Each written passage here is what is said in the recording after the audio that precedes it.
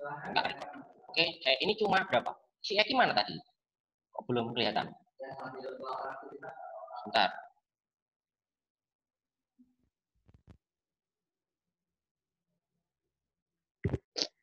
Tunggu si Eki ya, bentar ya. Ya. Terus si Sofa mana? Sofa videonya di on kan? Nah, oke, sip. Oke, suara saya masuk semua ya? Masuk, Pak. Masuk ya? Masuk.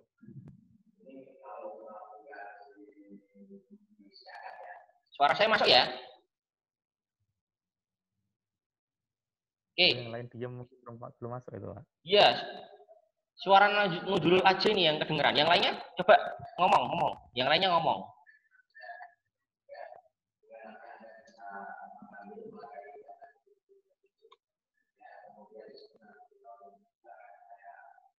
Coba ngomong. Ini di on kan ini.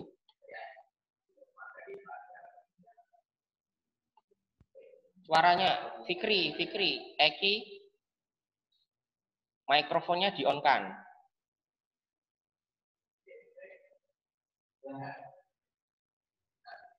Nah, pakai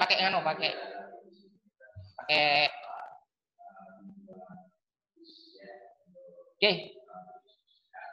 Yo sudah apa, yang penting kelihatan dulu aja. Oke, saya mulai ya. Assalamualaikum warahmatullahi wabarakatuh. Waalaikumsalam warahmatullahi wabarakatuh. Nah, itu udah keluar suaranya. Oke. Nah, ini saya mulai ya untuk perkuliahan metodologi penelitian. Ini sudah lengkap semua. Tinggal siapa namanya? Sehingga masuk berarti siapa? Mustafa. Oh iya, Mustafa. Oke. Nah, kemarin kan kamu sudah belajar tentang kerangka berpikir ya, cara membuat kerangka berpikir ya. Nah, sekarang kita masuk ke model pengembangan. Oke, ini saya mulai dulu model pengembangan. Nih. Terus saya kasih nganggo dulu kuliah. Kelihatan ya ini ya? Oke. Ya Pak. Oke, ini saya mulai ya. Jadi materinya tentang ini apa namanya, model pengembangan. Oke. Nah, di model pengembangan ini nanti kita akan belajar tentang macam-macam kira-kira model pengembangan itu apa. Oke. Jadi model pengembangan itu ada 3. Jadi sebenarnya banyak, tapi nanti kita coba 3 dulu. Kita mulai dari yang pertama, ada model pengembangan. Terus yang kedua ada prosedur pengembangan. Yang ketiga ada uji coba produk. Nah, di uji coba produk ini ada macam-macam butiran-butiran yang harus kita ungkapkan. Oke, di mana uji coba produk ada desain uji coba, subjek uji coba, jenis data, instrumen pengumpulan data, dan teknik analisis data. Nah, jadi nanti kalau kalian membuat suatu proposal, nanti ada tahapan-tahapan yang harus dilakukan. Nah, oke. Nah, terus selanjutnya kalau misalkan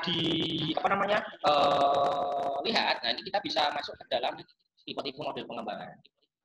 Nah, model pengembangan sendiri itu terdiri dari model prosedural, model konseptual, dan model teoritik. Nah, model prosedural itu adalah model yang deskriptif, atau istilahnya itu dia menggambarkan langkah-langkah yang harus diikuti supaya bisa menghasilkan suatu produk yang bagus. Jadi misalkan kalau kamu membuat suatu program. Nah, kalau membuat suatu program itu berarti kamu harus tahu langkah-langkah yang harus diikuti. Misalkan kita harus desain produknya dulu. Terus yang kedua adalah kita membuat suatu software pengembangannya dulu. Habis itu kita mencari teknik analisisnya data. Nah, itu baru kita harus menggambarkan atau mengikuti langkah-langkah yang harus dilakukan. Itu kalau kita mengikuti deskriptif. Sedangkan model konseptual itu istilahnya model yang bersifat analitis, yang bisa memberikan komponen-komponen yang dikembangkan antar model. Jadi misalkan kalau kita ingin mengembangkan teknik analisis konseptual, maka harus dikaitkan dengan komponen-komponen. Contoh misalkan, kalau kita ingin menggunakan model konseptual, kita harus tahu konsep yang harus kita gunakan dulu. Contoh misalkan kamu membuat sistem pendukung keputusan. Nah, metode yang digunakan itu apa dulu? Konsepnya apa? Misalkan variabel yang kita gunakan. Contoh misalkan IPK, atau mungkin yang kedua adalah faktor gaji. Terus yang ketiga ada faktor pendapatan. Nah, itu juga istilahnya kita harus tahu variabel yang kita tentukan. Nah, baru setelah itu kita sudah menentukan variabelnya, kita olah dulu datanya. Misalkan kamu punya data apa? Misalkan kalau tentang beasiswa ya berarti kamu cari data siswanya. Habis itu data pengeluaran yang di data pendapatan orang tuanya. So kita harus memberikan suatu beasiswa itu kira-kira untuk mahasiswa yang kaya raya, apa mungkin yang tidak punya uang atau mungkin serba kecukupan. Nah, kita harus atur untuk variabel yang kita tentukan. Nah, terus yang ketiga ada model teoritik. Nah, model teoritik ini menunjukkan hubungan perubahan antara peristiwa. Jadi kalau misalkan kita menentukan model teoritik, maka kita harus tahu kira-kira yang menunjukkan peristiwa, istilahnya yang berkaitan dengan model tersebut itu apa saja. Nah, contoh misalkan kamu pengen membuat tadi contoh sistem pendukung keputusan ya, itu harus ada istilahnya peristiwanya tersebut. Kalau nggak ada ya kita nggak bisa menentukan aplikasi tersebut. Nah, jadi istilahnya kalau kamu punya masalah tentang beasiswa, baru kamu membuat aplikasinya. Nah, setelah itu kita masuk ke pendekatan pengembangan sistem. Nah, pendekatan pengembangan sistem itu ada pendekatan klasik, pendekatan terstruktur, terus yang kedua ada sasaran yang dicapainya, pendekatan sepotong, pendekatan sistem. Nah, terus yang ketiga ada cara menentukan kebutuhan sistem, di mana ada pendekatan bawah, naik, pendekatan atas turun, terus ada cara pengembangannya, yaitu bisa menyeluruh atau moduler. Sedangkan yang kelima itu pendekatan lompatan jauh. Nah, jadi ada 5 pendekatan. Yang pertama metodologinya, yang kedua sasarannya, yang ketiga cara menentukan kebutuhannya, yang keempat cara pengembangannya, dan yang kelima teknologinya. Nah, jadi kelima pendekatan ini itu harus dilakukan supaya bisa menghasilkan produk yang kita inginkan. Oke, nah itu contoh dari pendekatannya. Oke, sekarang kita masuk ke siklusnya ya. Jadi macam-macam untuk model pengembangan itu ada beberapa siklus atau istilahnya serangkaian aktivitas yang dilakukan oleh developer dari pemakai sistem informasi. Jadi kalau misalnya kita ingin mengembangkan sistem informasi, maka harus mengimplementasikannya dulu. Nah, seperti itu. Oke, contoh yang pertama kita masuk ke SDLC. SDLC singkatannya Cyclus Development Life Cycle. Nah, Cyclus Development Life Cycle ini ada 1, 2, 3, 4, 5, 6. Ada 6 tahapan. Yang pertama perencanaan sistem, yang kedua analisis sistem, yang ketiga perancangan sistem, yang keempat evaluasi dan seleksi sistem, yang kelima perancangan sistem secara detail, yang keenam pengembangan perangkat lunak dan implementasi sistem, dan yang ketujuh pemeliharaan perawatan sistem. Nah, jadi ada 7 ya, ada 7 pengembangannya. Oke, nah kalau sudah kita langsung ke contohnya saja. Nah, ini sudah saya tulis. Nah, ini contoh dari model pengembangan. Oke, ini nanti saya share ya. Oke, nah sebentar. Nah ini kemarin nanti saya kopikan ini. Jadi ini contoh-contoh model pengembangan. Model pengembangan itu di sini dia menggunakan R&D. Nah, R&D itu adalah Research and Development. Sorry, bentar.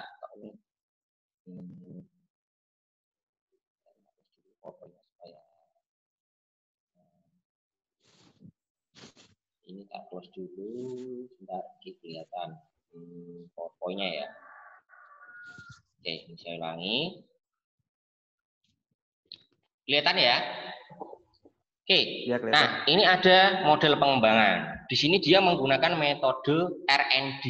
R&D itu singkatannya Research and Development. Nah, jadi nanti apa itu R&D? R&D itu istilahnya dia belum melakukan suatu penelitian.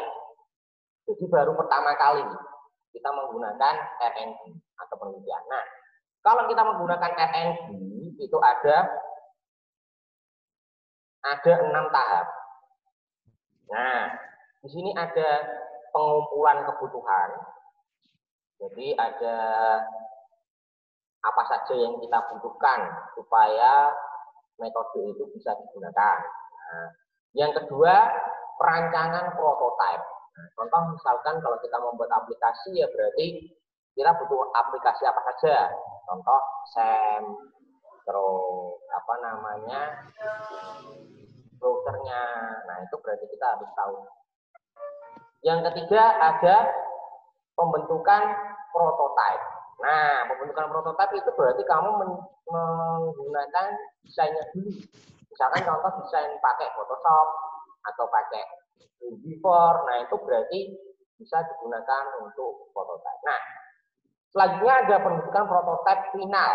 Jadi istilahnya ini final itu istilahnya berarti kita tentukan dulu apakah modelnya itu sudah terakhir. Nah, baru nanti apakah sesuai kebutuhan. Kalau sesuai kebutuhan langsung dibuat produknya.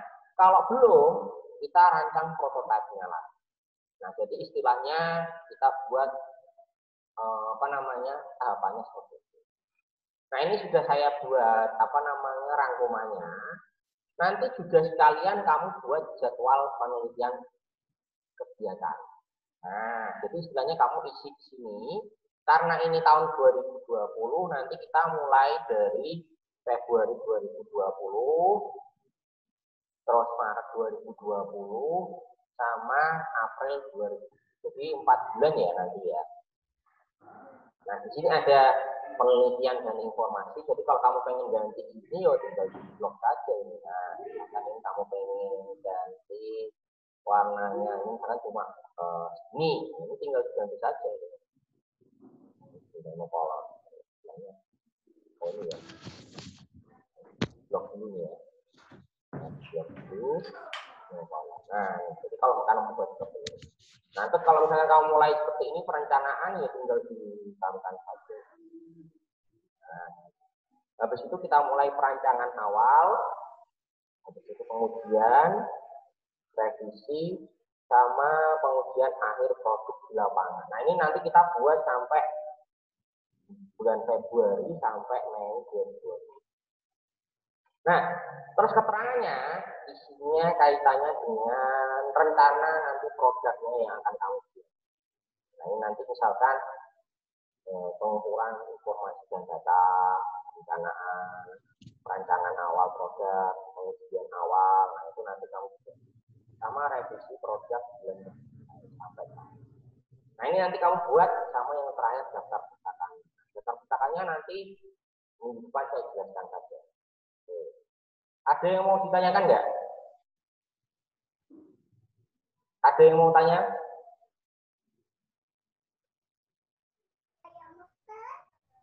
Nggak ada, Pak. Belum, Pak. Belum, Pak. Belum. Nah, itu keluar suaranya itu keluar semuanya.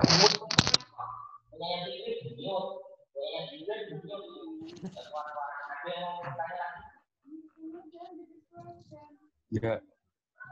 Nah, ini nanti filenya saya kopikan ya dari waktu.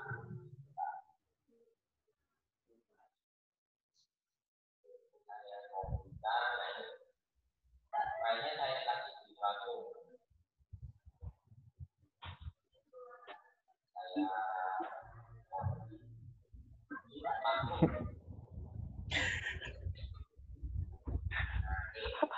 Ini berarti yang nggak ada ini sih. Musafa.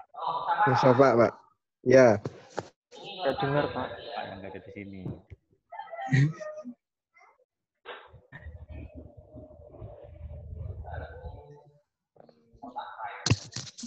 Maaf, Pak. Ini belum mandi, Pak. Oh iya, nggak apa-apa. Saya sudah tahu kalau kalian belum mandi. Nah, ini ya, dapat kuliah online kan memang seperti itu. Makanya kan sudah saya tahu hasilnya, kasusnya bagaimana. Lihat tahu itu. Lihat ya.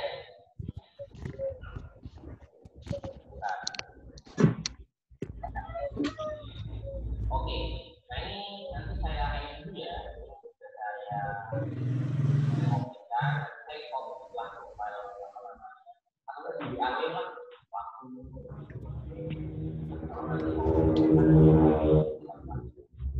Oke, ada yang mau ditanyakan nggak? Ada yang mau ditanyakan? Iya, Pak. Ya. Tanya, Ek. Udah. Lihat ya. Nanti kalau bingung, WA saja. Ya. Ya. Oke, itu aja. Siap, Pak. Siap. Soalnya ini dibatasi sampai 40 menit. Kalau lebih dari 40 menit, ya bisa mulai. Iya. Oke, itu aja yang bisa saya sampaikan.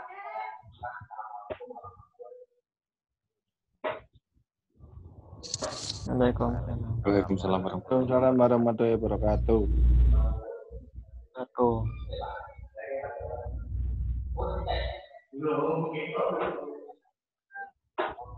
Mas, Po. Wis ora. Sering lag.